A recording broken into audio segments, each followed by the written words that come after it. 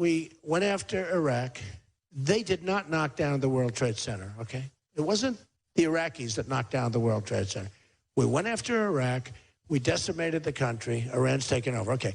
But it wasn't the Iraqis. You will find out who really knocked down the World Trade Center because they have papers in there that are very secret. You may find it's the Saudis, okay? But you will find out. But it wasn't Iraq. And Donald Trump says, quote, elect me and you'll find out who really knocked down the Twin Towers. He's saying, elect me and I will expose 9/11. They may go ahead and kill him. I mean, you need to pray for Donald Trump right now, folks. And by the way, we need your prayers.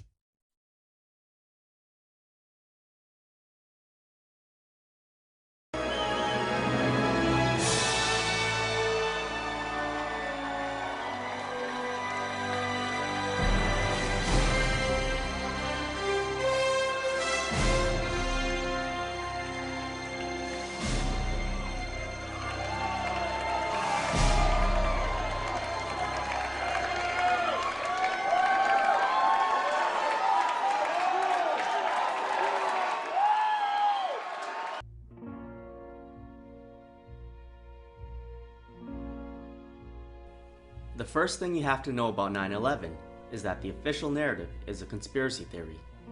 Vice President Dick Cheney admitted in 2006 that there was no evidence linking Osama bin Laden to 9/11. Nobody has evidence to support the official narrative that Osama bin Laden orchestrated 9/11. But so we've never made the case or argued the case that somehow Osama bin Laden was directly involved in 9/11. That evidence has never been forthcoming. In October of 2001, this video was released and shown to the people of America and the world, and we were all told that this was Osama bin Laden accepting responsibility for the attacks on September 11th. But let's compare the Osama in this video to a photograph of the known Osama. When you compare the two, you'll notice that the Osama in the video has a shorter nose. He also appears to be a little chubbier. As the Osama in the video waves his hand, look carefully. You'll see he's wearing a ring and a wristwatch. Jewelry is forbidden by people of the Islamic faith. You'll also notice that when he signs on this pad, he's signing with his right hand. We know that the real Osama was left-handed. So we have to ask this question: where did this video come from, and why was it fabricated to mislead the people of America and the world? If you visit the FBI.gov website, you'll find the 10 most wanted list. And on that list, of course, is Osama bin Laden. You can pull up his wanted poster, and on that poster is a list of charges that he's wanted for. The curious thing is that nowhere in the list of charges is any mention of September 11th. The Muckraker report contacted Rex Toom, a spokesperson for the FBI, and asked why was there no mention of the attacks on September 11th on Osama's wanted poster. Mr. Toom's response was, we have no hard evidence linking Osama bin Laden with the attacks on September 11th. Now we have some breaking news coming into the MSNBC newsroom. A federal judge has approved a request by prosecutors to officially dismiss all criminal charges against Osama bin Laden. To officially dismiss all criminal charges against Osama bin Laden. There was constant discussion about him hiding out in caves, and I think many times the American people have a perception that it's a little hole dug out of a side of a mountain. Oh, no. This is it. This is a fortress. Yes. A complex, multi-tiered, bedrooms and offices on the top, as you can see. Secret exits on the side and on the bottom. Cut deep to avoid thermal detection. A ventilation system to allow people to breathe and to carry on. The entrance is large enough to drive trucks and even tanks. Even computer systems and telephone systems. It's a very sophisticated operation. Oh, you bet. This is serious business. And there's not one of those. There are many of those. Okay, what can we say to such a person? Okay, all we can do is appeal to scientific values. And if he doesn't share those values, the conversation is over. Okay, if someone doesn't value evidence, what evidence are you going to provide to prove that they should value it? If someone doesn't value logic, what logical argument could you provide to show the importance of logic? Now that we know Osama bin Laden was not responsible for 9/11, who claimed that he was? Former Israeli Prime Minister Ehud Barak was on BBC 1 hour after the North Tower collapsed, blaming Osama. Bin Laden sits in Afghanistan. There is a source who of else terror. do you identify, though? Because we're not saying he's responsible for this necessarily. Bin Laden, who is behind this very attack, when you and the whole world will realize. Mossad, the Israeli intelligence, warned the United States before 9/11 that a major terrorist attack would take place. This report was confirmed by Mossad officer Yuval Aviv. There was a report, you'll recall, that the Mossad, the Israeli intelligence agency, did indeed send representatives to the U.S. to warn just before 9/11 that a major terrorist attack was imminent. And that's why Israel had information that they were giving the American government specific information. There will be an attack in North America within the next 30 days. There will be a hijacking of aircraft, and those aircraft will be used as flying bombs. That was available at the time. In 1995, Israeli Prime Minister Benjamin Netanyahu wrote a book called Fighting Terrorism. In this book, he writes that militant Islam will bring down the World Trade Center. So I wrote a book in 1995, and I said that if the West doesn't wake up to the suicidal nature of militant Islam, the next thing you'll see is the militant Islam is bringing down the World Trade Center.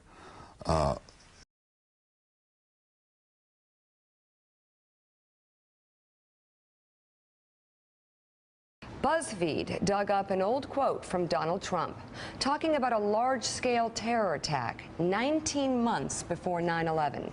In his 2000 book, The America We Deserve, Trump wrote, "I really am convinced we're in danger of the sort of terrorist attacks that will make the bombing of the 1993 Trade Center look like little kids playing with firecrackers." Trump also mentioned the mastermind of the attack, writing, quote, "One day, we're told that a shadowy figure with no fixed address named Osama bin Laden is public enemy #1, and U.S. jet fighters lay waste to his camp in Afghanistan.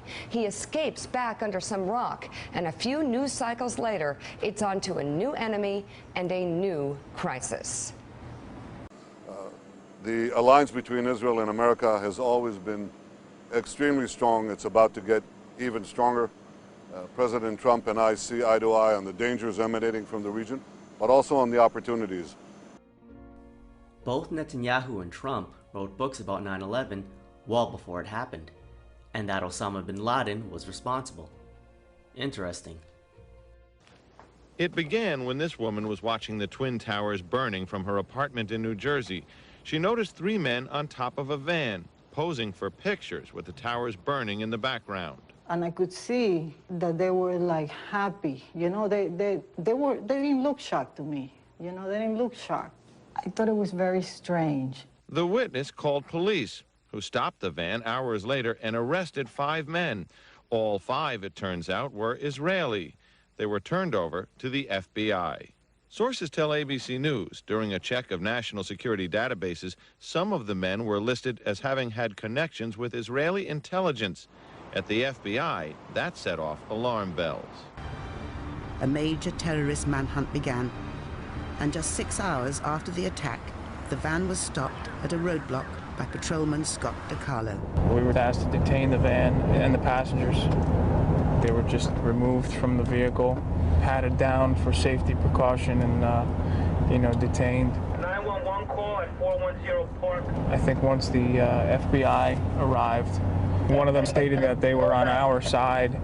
So there's something to that effect.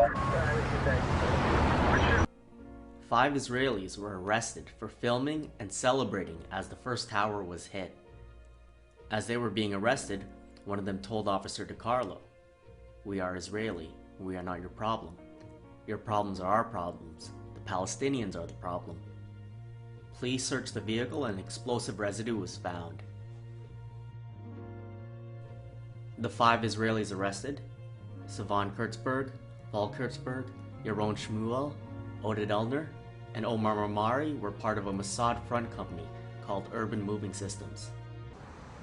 Yuval Aviv is a counterterrorism advisor to the U.S. Congress. but was once a spy for Israel's secret service Mossad. He says Urban Moving was a front company for Israeli intelligence, and that some of its workers were spying illegally in the US.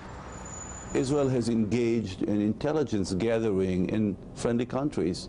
Some of it is done with permission, and some of it probably has been done without permission in areas that is vital to Israeli interest. Secretary of State Colin Powell also confirmed their arrests. I'm aware that some Israeli citizens have been detained. With respect to why they are being detained and the other aspects of your question, whether it's because they are in intelligence services or what they were doing, I will defer to the Department of Justice and the FBI to answer that. The FBI wasn't satisfied. Channel 4 has learnt from intelligence sources that some of the men's names were already known to American counterintelligence. Paul Kurtzberg admitted serving in an Israeli army anti-terrorist unit. He refused to take a lie detector test for 10 weeks. I was serving in a special unit in the army, and it's not a big secret or something like that.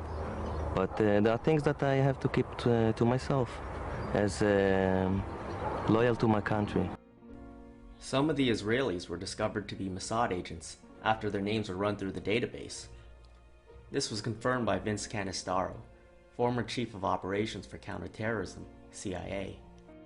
The FBI needed the answers to three important questions. Who were these men? What brought them to that parking lot on the morning of September 11th? And did they have any advance knowledge of what was going to happen that day?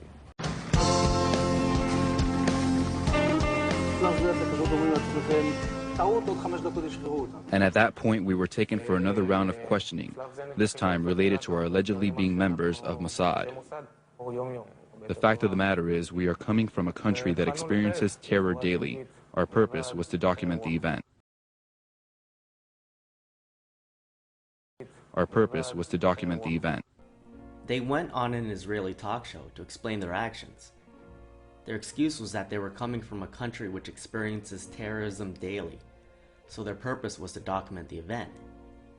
How did they know there was going to be a terrorist event? And that's why Israel had information that they were giving the American government, specific information. There will be an attack in North America within the next 30 days. There will be a hijacking of aircraft, and those aircraft will be used as flying bombs. That was available at the time. What about this question of advanced knowledge of what was going to happen on 9/11? How clear are investigators that some Israeli agents may have known something? Well, it's very explosive information, obviously, and there's a great deal of evidence that they say they have collected, none of it necessarily conclusive. It's more when they put it all together. A bigger question, they say, is how could they not have known? Almost a direct quote, Britt. They knew because they were Mossad agents. Mossad officially warned the United States that there was going to be a major terrorist attack. Their van was at the scene as early as 8 a.m. After examining the confiscated footage, police confirmed that the Israelis were in fact celebrating as the first tower was hit. I've got so many questions, but you are vindicated. This has got to be the 50th time the last 6 months on the radical Muslims celebrating, not just in New Jersey, but New York, Palestine, all over. What do you have to say? They're still attacking you, though we've got Dan Rather on video, we've got New York Post, we've got Washington Post, we've got, I mean, what's going on here?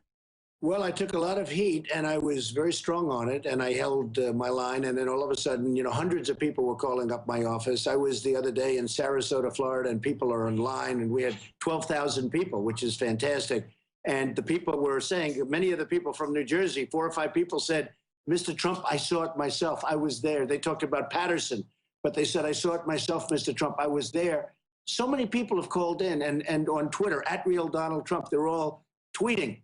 So I knew it happened, and I held my line, and people wanted me to apologize, and we can't do that. People like you and I can't do that so easily. Now, we can do it if we're wrong, Alex. You apologize. I'd apologize if I was wrong. But they were celebrating, and they were celebrating the fall of the World Trade Center. I think that's disgraceful. I watched when the World Trade Center came tumbling down.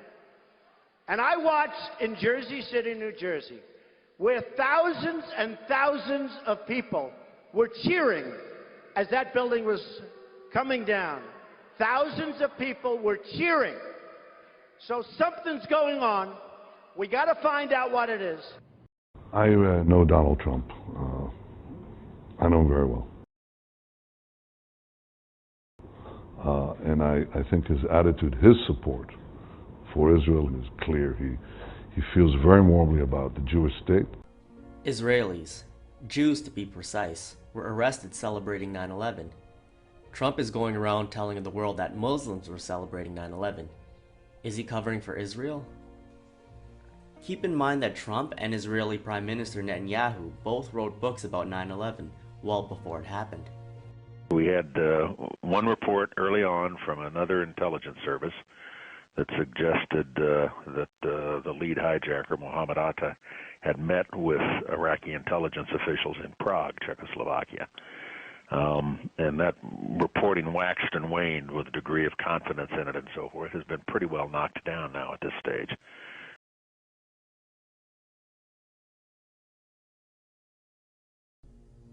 What we're giving you are facts and conclusions based on solid intelligence. For more than an hour, Secretary Powell displays photos, holds up a chemical vial that suggests anthrax.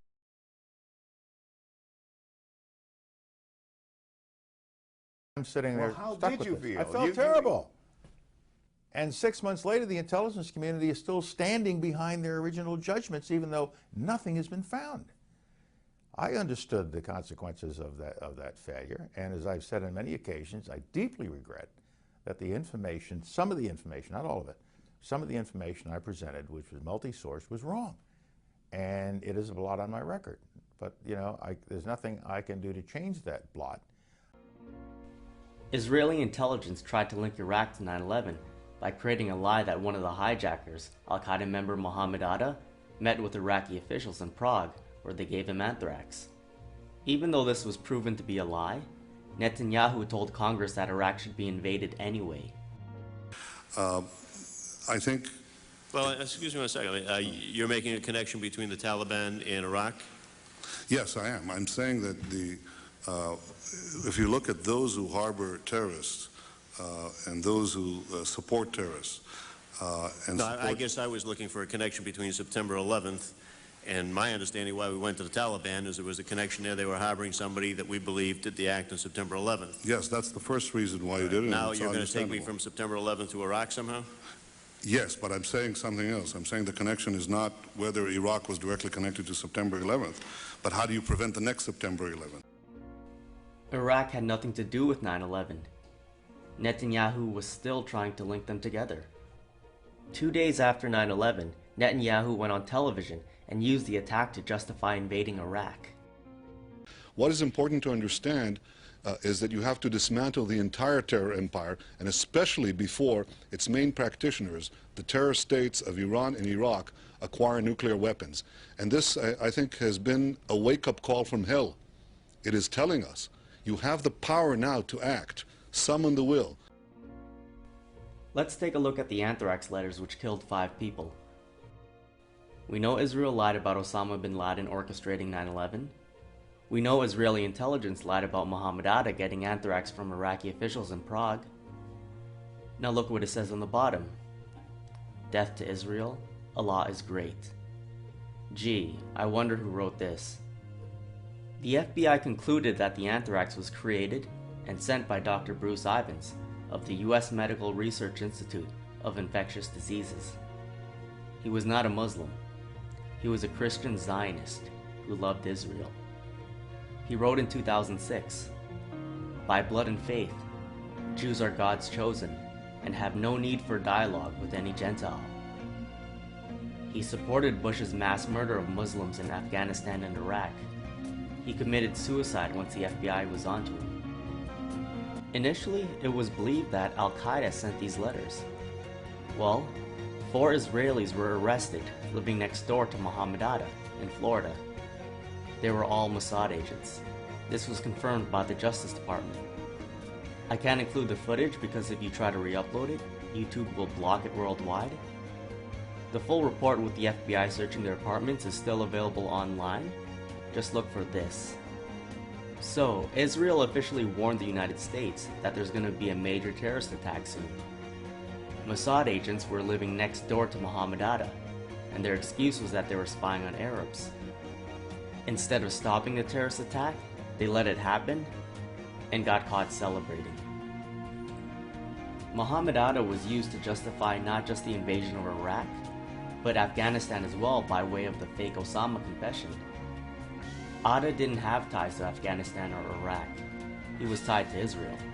They're living, they've got these 7th century or 14th century goggles that they've looking at the world through, and you know, if we pipe Baywatch over on the satellite dish, that's an offense that they're willing to die for.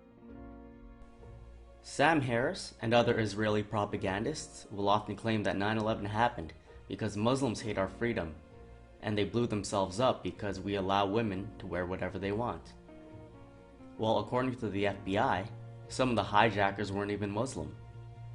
Muhammad Atta was hanging out at strip clubs, banging strippers and snorting cocaine.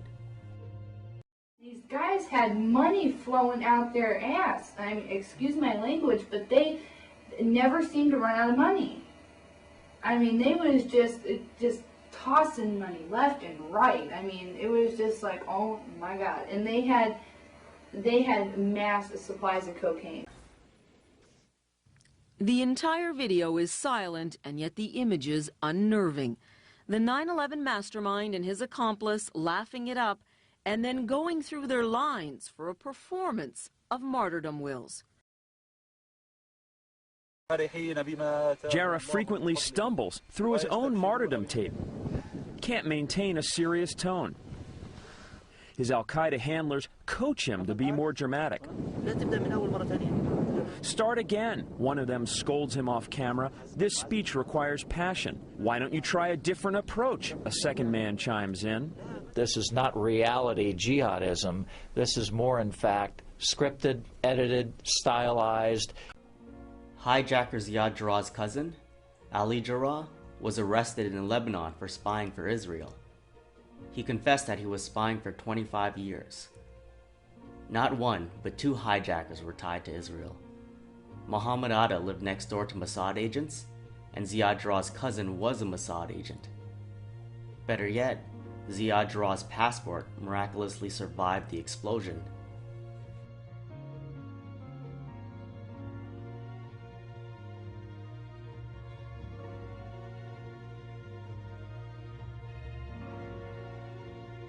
Listen to a terrorist threatening his own country. The streets of America shall run red with blood. He was a suburban California kid, a lover of heavy metal, who became one of the most wanted men on the planet.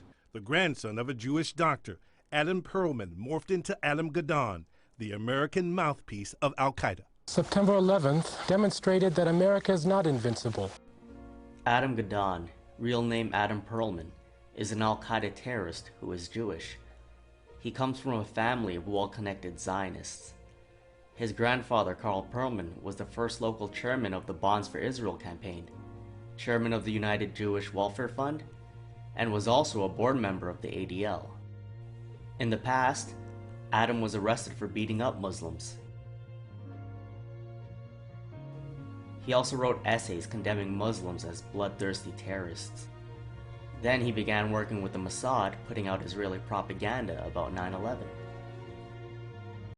And the other variables that Bob wants to invoke here, and again specifically on Islam, economics and political oppression, don't account for this behavior. The 19 hijackers were living in Germany. They all were college educated. Most of them had PhDs. These are engineers and architects.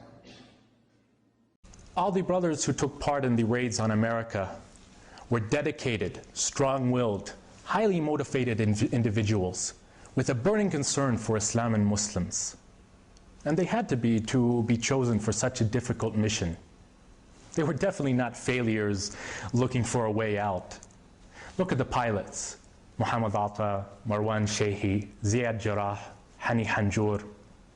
All of them had lived and studied in the West. All of them had the world within their reach if they had wanted it.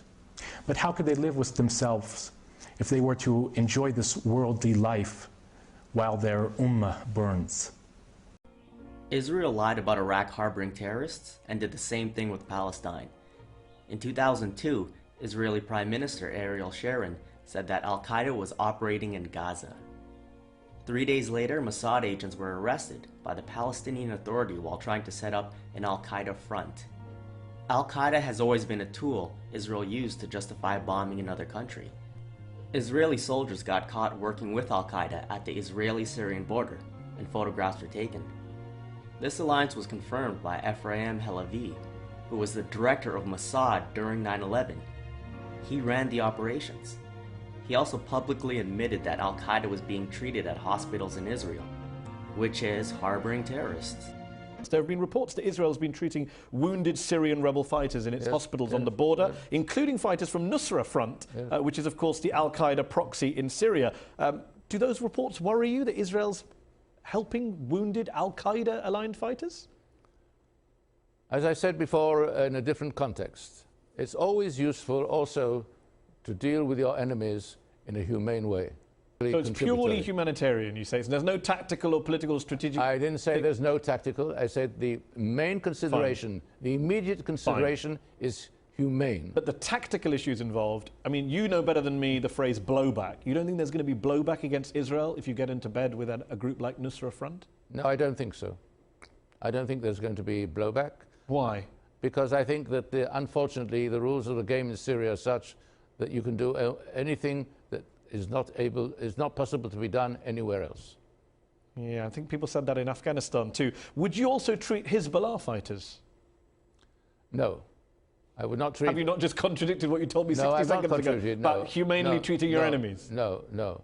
I think as far as Hezbollah fighters are concerned, with them we have a different account. So let me be clear, you're happy to treat Al-Qaeda fighters, but not Hezbollah fighters? We have a different account with Hezbollah, a totally different account, because Hezbollah has carried out the type of actions against us which preclude us from going into what the Al-Qaeda has done. Al-Qaeda, to the best of my recollection, has up to now not attacked Israel. But it's attacked your #1 ally and protector and sponsor, the United States of America. There is a quote-unquote war on terror being going on for 15 years. In 16 years, Al-Qaeda, including its rebranding called ISIS, has never attacked Israel despite being next door.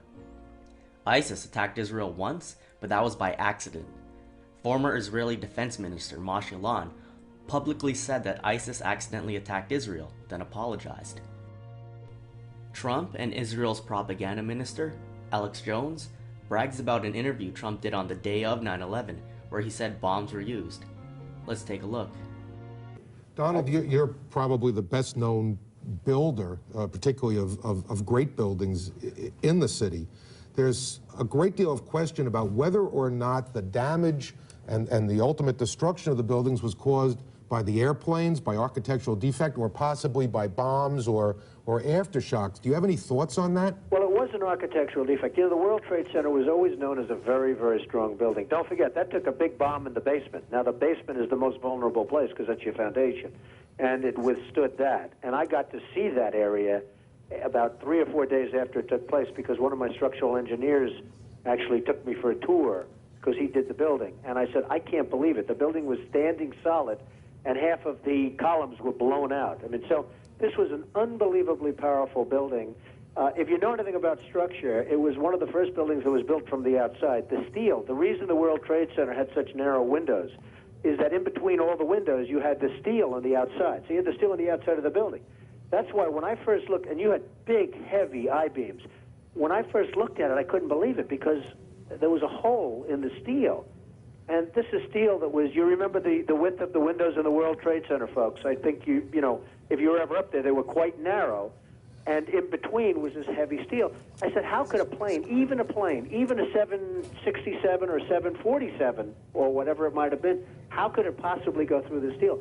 I happen to think that they had not only a plane, but they had bombs that exploded almost simultaneously, because I just can't imagine anything being able to go through that wall. Most buildings are built with the steel is on the inside around the elevator shaft. This one was built from the outside, which is the strongest structure you can have, and it was almost just like a can of soup. You know, Donald, we were looking at pictures all morning long of that plane coming into building number 2, and when you see that approach the the far side, and then all of a sudden, within a matter of a millisecond, the explosion pops out the other side. Right. I just think that it was a plane with more than just fuel. I think, obviously, they were very big planes. They were going very rapidly, because I was also watching where the plane seemed to be not only going fast, it seemed to be coming down into the building. So it was getting the speed from going downhill, so to speak. It just seemed to me that to do that kind of destruction is even more than a big plane, because you're talking about taking out steel, the heaviest caliber steel that was used on a building. I mean, these buildings were rock solid. And, you know, it's just an amazing thing. And it's not right to call up and then extrapolate and connect him to 9/11 when he came out on the day of 9/11 and the day after on Fox and on CNN and said, I believe there had to be bombs in those buildings. It was brought down by explosives.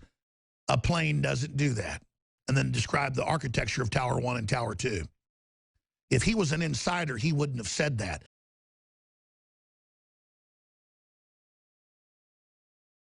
A lot of people ask, how is it possible that a Boeing plane would be able to destroy or two planes would be able to destroy the Twin Towers? Because they were constructed to withstand like a 707 attack. Well, it's tremendous power and tremendous heat.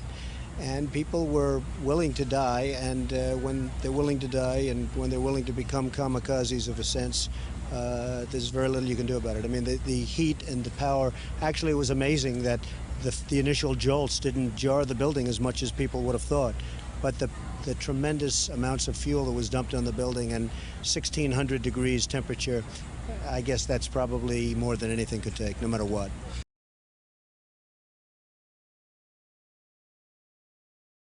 I said, how could a plane, even a 767 or 747 or whatever it might have been, how could it possibly go through this steel? I happen to think that they had not only a plane, but they had bombs that exploded almost simultaneously. They were constructed to withstand like a 707 attack. Well, it's tremendous power and tremendous heat. And people were willing to die, and when they're willing to die and when they're willing to become kamikazes of a sense, there's very little you can do about it. So, Trump and Israeli Prime Minister Netanyahu wrote about 9/11 well before it happened. Israelis were arrested celebrating 9/11, and Trump covered it up, telling the world that Muslims were celebrating 9/11. And Trump said on 9/11 that explosives had to have been used, but 2 days later he flip-flopped and said that the planes brought down the buildings.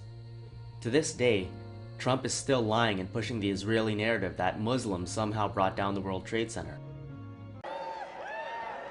I speak to you today as a lifelong supporter and true friend of Israel.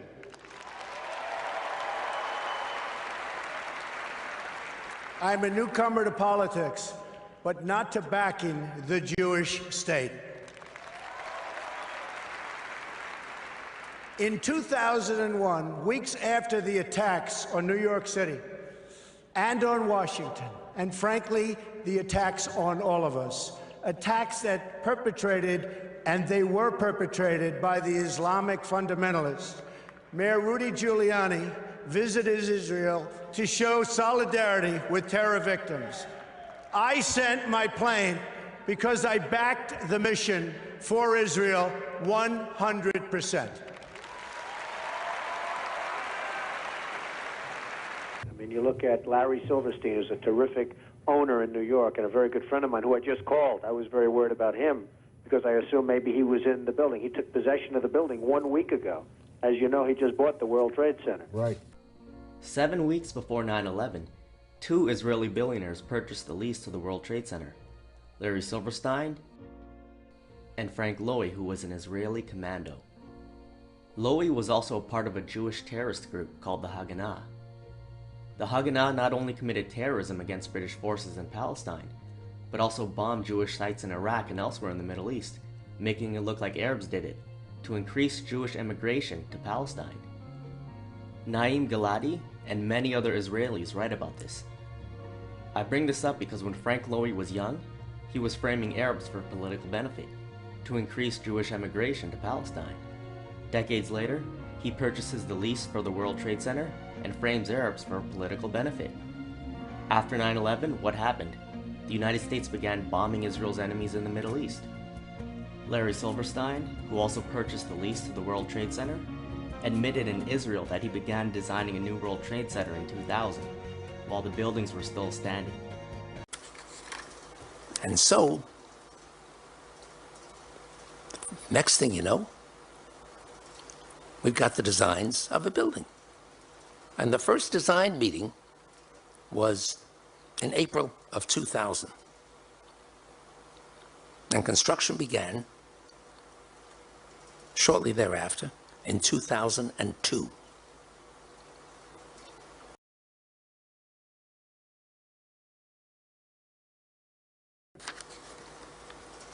But we ran into a problem. We couldn't collect the insurance because the insurance companies didn't want to pay. There were 22 insurance companies defending 22 insurers who didn't want to pay their obligations under the policies.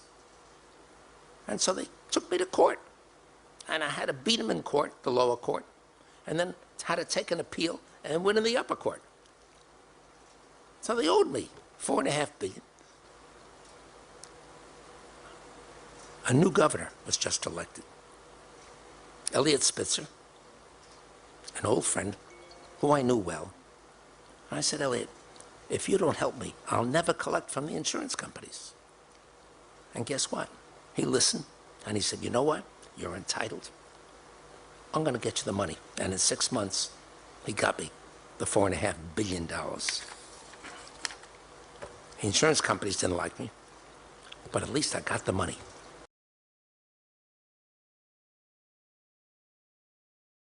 I remember getting a call from the fire department commander telling me that they were not sure they were going to be able to contain the fire. And I said, you know, we've had such terrible loss of life. Maybe the smartest thing to do is pull it. And they made that decision to pull, and then we watched the building collapse. I see what's happening down there. It's a mess. And the developer is actually a friend of mine, but he didn't want to build this building either. If you look back at the records, I mean, when it was first foisted upon him, Larry Silverstein is a great guy. He's a good guy. He's a friend of mine. Trump's good friend, Israeli billionaire Larry Silverstein, admitted that he began designing a new World Trade Center in 2000. Also, Israeli Prime Minister Netanyahu wrote in 1995 that militant Islam would bring down the World Trade Center. Interesting. Silverstein and Netanyahu are actually good friends as well. Silverstein admitted that Netanyahu would call him every Sunday. We heard Silverstein bragging about making $4.5 billion from insurance, so 9/11 was good for him. Was 9/11 good for Netanyahu? Benjamin Netanyahu has publicly said the September 11th attacks have been good for Israel. Netanyahu said, quote, "We're benefiting from one thing, and that is the attack on the Twin Towers and Pentagon and the American struggle in Iraq." Netanyahu said that 9/11 was good for Israel because it swung American public opinion towards supporting a war against Iraq. If you doubt Ma'ariv and Haaretz claims, you can read Netanyahu's book, Fighting Terrorism, and you'll see that he sources both those news outlets several times. Netanyahu also told the New York Times that 9/11 was very good for Israel. Asked tonight what the attack meant for relations between the United States and Israel, Benjamin Netanyahu, the former Prime Minister, replied, "It's very good." Then he edited himself. "Well, not very good, but it will generate immediate sympathy." He predicted that the attack would strengthen the bond between our two peoples, because we've experienced terror over so many decades, but the United States has now experienced a massive hemorrhaging of terror. Netanyahu has publicly stated twice that 9/11 was good for Israel. How does Trump feel about Netanyahu? My name is Donald Trump, and I'm a big fan of Israel. And frankly, a strong prime minister is a strong Israel. And you truly have a great prime minister. In Benjamin Netanyahu, there's nobody like him. He's a winner. He's highly respected. He's highly thought of by all. And people really do have great, great respect for what's happened in Israel. So vote for Benjamin. Terrific guy, terrific leader, great for Israel. President-elect Trump my friend, congratulations on being elected President of the United States of America. You are a great friend of Israel. Trump and Netanyahu, who have been friends for years, are both being financed by Israeli billionaire Sheldon Adelson. Adelson gave over $100 million to Trump's campaign and hailed Trump as the best president for Israel ever. First of all, there's nobody on this stage that's more pro-Israel than I am. Okay? There's nobody. I am pro-Israel.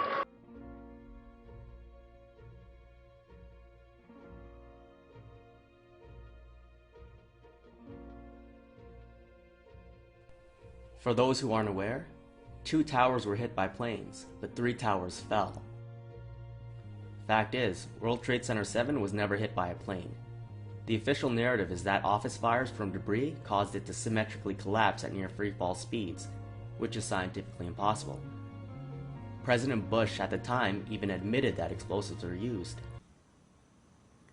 He told us the operatives had been instructed to ensure that the explosives went off at a point that was high enough to prevent people trapped above from escaping. We know that explosive residue was found in the van of the dancing Israelis. Well, another Urban Moving Systems van got caught, but this one was full of explosives. They also tried to blow up the George Washington Bridge. There was a bolo, which is be on the lookout for a particular van with, there's supposed to be a few occupants in there. And the bolo basically stated that this van may be on its way to destroy the George Washington Bridge or something like that, if I remember correctly, and blow up the bridge. The FBI has now put out a nationwide APB all points bulletin for a white Chevy van with New Jersey registration.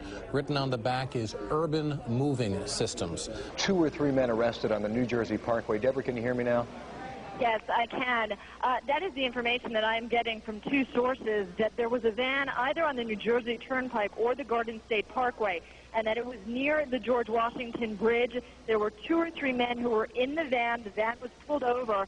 It is not clear why the van was pulled over, but when it was, law enforcers found tons of explosives inside of the van. But some very intelligent and aggressive cops also stopped another terrorist attack from happening on the George Washington Bridge. CBS 2 has learned exclusively that 2 men are in custody tonight after being arrested at the George Washington Bridge with an entire truckload of explosives. Now I'm told that those explosives could have been enough to blow up the entire span and all the cars and the people that were on it. And word late tonight that 2 suspects are in FBI custody after a truckload of explosives was discovered around the George Washington Bridge. That bridge links New York to New Jersey over the Hudson River. Whether the discovery of those explosives has anything to do with other events of the day is unclear, but the FBI has 2 suspects in hand, said the truck load of explosives, enough explosives were in the truck to do great damage to the George Washington Bridge. I was watching the towers, and though I wasn't the closest, I saw them crumble to the earth like they were full of explosives. And they thought nobody noticed the news report that they did about the bombs planted on the George Washington Bridge. 4 non-Arabs arrested during the emergency, and then it disappeared from the news permanently. They dubbed the tape of Osama, and they said it was proof. Jealous of our freedom, I can't believe you bought that excuse. The George Washington Bridge was owned by the Port Authority. Chairman of the Port Authority at the time of 9/11 was Jewish billionaire Lou Eisenberg.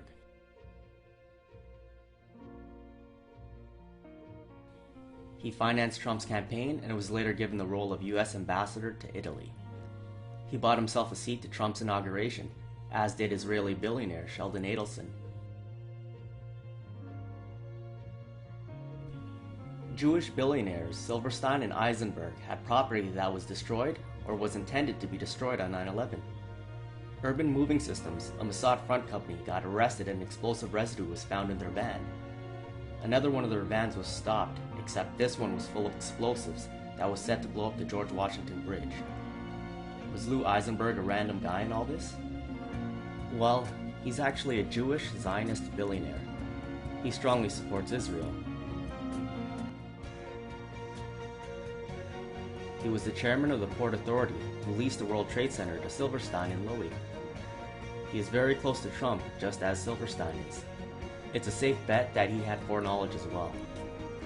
It's hard to believe. In the year 2000, Donald, you considered running for president. If you had done that and if you had been successful, what do you think you'd be doing right now? Well, I'd be taking a very, very tough line, Alan. I mean, you know, most people feel they know at least approximately the group of people that did this and where they are. But boy, would you have to take a hard line on this. This just can't be tolerated, and it's got to be very, very stern. This is, as you and I were discussing before, Alan, this was probably worse than Pearl Harbor. This country is different today, and it's going to be different than it ever was for many years to come. I think that today was another expression of the strength of this country and the strength of democracy. Nations, democracies don't go to war easily, and they usually debate and argue before they do. Sometimes they have to be bombed into going to war.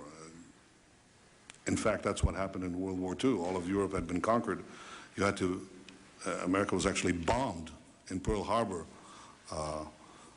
and that was a pivotal event that opened the eyes of Americans. And once their eyes were opened, they gathered the power that is available in this great free nation, and the result was preordained. I think in a similar way, the bombing of September 11th opened the eyes of Americans to see the great conflict and the great danger that faces us. And once opened, then the overpowering will of the majority of the people of the United States, of the steamroller, is inexorably moving to decide this battle. Israeli Prime Minister Benjamin Netanyahu said that 9/11 was good for Israel. Israeli intelligence got arrested celebrating 9/11. Witnesses saw them hugging as so many people died. As Netanyahu told Congress in 2002, sometimes they have to be bombed into going to war. Israel bombed the United States on 9/11 to manipulate you into fighting their wars. That's all the info I can fit in 1 hour. Today we focused on how 9/11 was done. In part 2, we'll focus on why it was done, as well as other connections Trump has to the Jewish state. Trump knows exactly what's going on, and he's covering up 9/11 for Israel. If you like this video, share or feel free to re-upload this onto your channel. If you want to support me, all I ask is that you sit down people close to you and show them this video. If you can show this to veterans, that's even better. I know it's an uphill battle, but we don't have much of a choice. Try to educate people on AIPAC, the Israeli lobby, and more importantly, the attack on the USS Liberty in 1967, when Israel murdered 34 Americans and wounded another 174. This was another false flag similar to 9/11, only it failed. Was it Israel's interest that caused them to bomb and kill 37 innocent Americans on the Liberty? It was a terrible tragedy, and that's what happens when a spy ship spies. Terrible, even to your allies. I agree with your allies. They shouldn't be called an ally. They don't deserve it. 4 days into the 1967 Six-Day War, these men witnessed and survived one of the most deadliest attacks on an American vessel by a close U.S. ally, Israel. The torpedo entered the ship right about here. 42 years ago, Israeli jet fighter planes and torpedo boats bombarded an American intelligence Navy ship, the USS Liberty, with a series of attacks. The assault lasted 2 hours. According to survivors, killed 34 crewmen, injured over 170 others, and nearly sunk the ship. The whole story of it being an accident is just not true. Although for decades the Israelis insist the incident was a case of friendly fire, the victims of the attack confirmed the Israelis were fully aware they were attacking an American ship. Israel claims that they were not flying a flag and that was a mistaken identity, but I know for myself that we were flying a flag. A lot of it, we believe, was covered up. That it was an intentional act by Israel to sink the ship with all hands, no survivors. Why would you think they would have bombed the ship? Their next plan was to attack the Golan Heights. So The troops they had on the Sinai now had to be moved to take the Golan Heights. The fact that the Israelis were massacring Egyptian troops, Egyptian prisoners of war. They had so many of them, and once again, they wanted to move all the troops they could to the Syrian border, and they couldn't handle the Egyptian prisoners of war, so they massacred them. So it's perceived that they thought that we were intercepting the fact that that happened. This is a provocative act of war. Would you not agree? Oh, yes, definitely. What happened? How did the U.S. react when this happened? USS Saratoga, which was I can't tell you how many miles away, but it was several miles away, launched aircraft to come to our aid once we got the Mayday signal out. And those jets were recalled by McNamara, I believe. They relaunched, and the second wave was called back by President Johnson himself. That he did not want, for whatever reason, did not want the U.S. involved in this on our side. What do you think that is? Because I think Israel has too much money and they can have too many controlling interests in our government. I know there was a conspiracy between our government and Israel at the time, so that's the reason why they didn't pursue it, and why the investigations and the interrogations were done and covered up because of the alliance between Israel and the United States, which I think is wrong. I don't care who they are. You just don't slap a hand for killing 34 guys and wounding over 172 people on board a ship for no apparent reason. As far as I'm concerned, it's just outright murder. And so 42 years after the Israelis bombed an American warship, the survivors of the USS Liberty are still demanding justice. They say they will continue to raise awareness about a provocative act of war that the United States not only refused to respond to, but also help cover up. Now, I have two comments on my deep respect for human life, okay? I'm opposed to our wasting our military in the Middle East on behalf of Zionist Israel. Thank you. Okay. All right, well, let me just tell you that Israel is a very, very important ally of the United States, and we are going to protect them 100%. 100%. They've been our most reliable. It's our true friend over there, and we're going to protect Israel 100%. What we need to stand up and say is not only did they attack the USS Liberty, they did 9/11. They did it.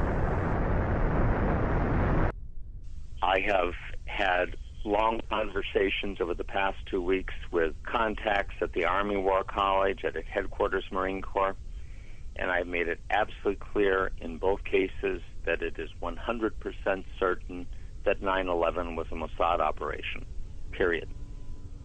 First, the disbelief, and what I show them immediately afterwards is an interview with a demolitions expert named Danny Jawenko, and it shows the third building at the World Trade Center going down. And they look at that, and I said, now you understand that if one of the buildings was wired for demolition, all of them were wired for demolition. And that's it. That's the tipping point. Getting into arguments about who was flying what and where they were and whether there was nanothermite, those things are true, but they're incidental. The thing that's necessary is to tell people 3 buildings went down, the third was not hit by a plane, it was wired for controlled demolition, therefore all of them were wired for controlled demolition. And at that point, the reaction is rage. First disbelief and then rage. 9/11 has led directly to 60,000 Americans dead and wounded. God knows how many hundreds of thousands of people in other countries that we've killed or wounded or made homeless. This is an open wound. And what Americans need to understand is they did it. They did it.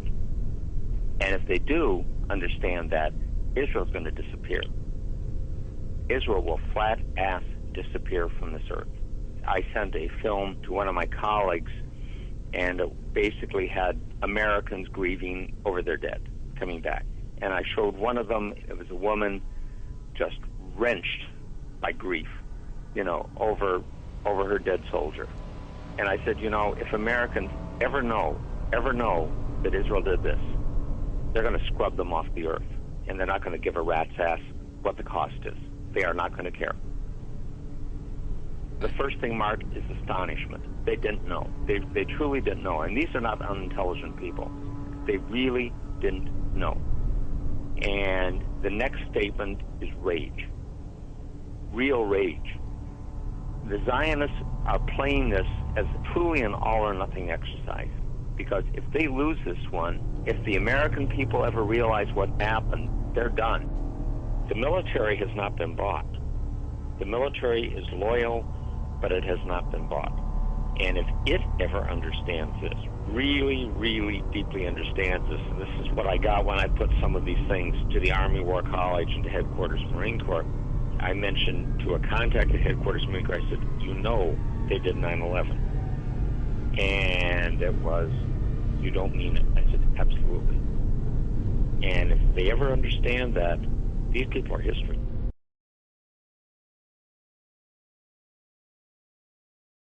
And I said, what's going on?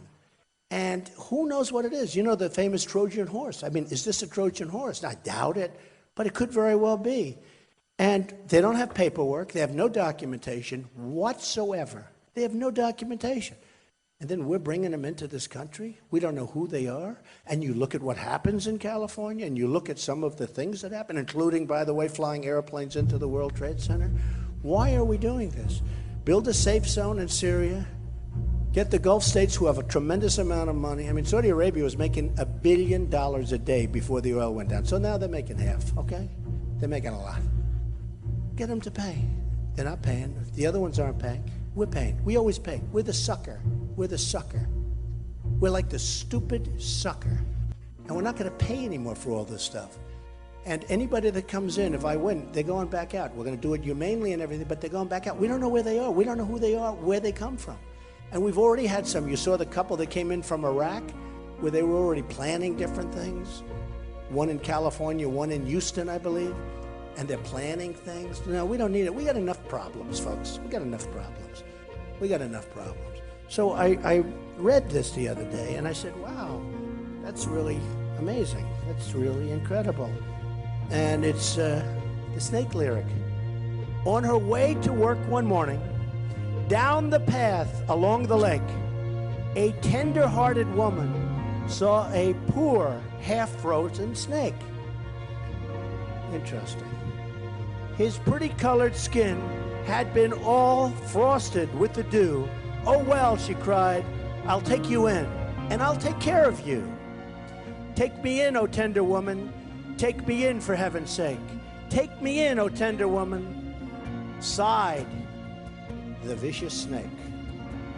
She wrapped him up cozy in a curvature of silk and then laid him by the fireside with some honey and some milk.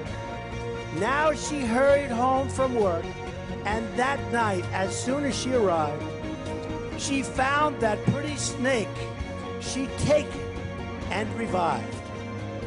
Take me in, O tender woman. Take me in, for heaven's sake. Take me in, O tender woman, sighed the vicious snake.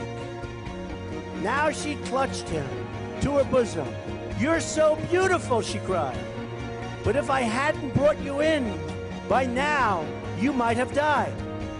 She stroked his pretty skin, and then she kissed and held him tight.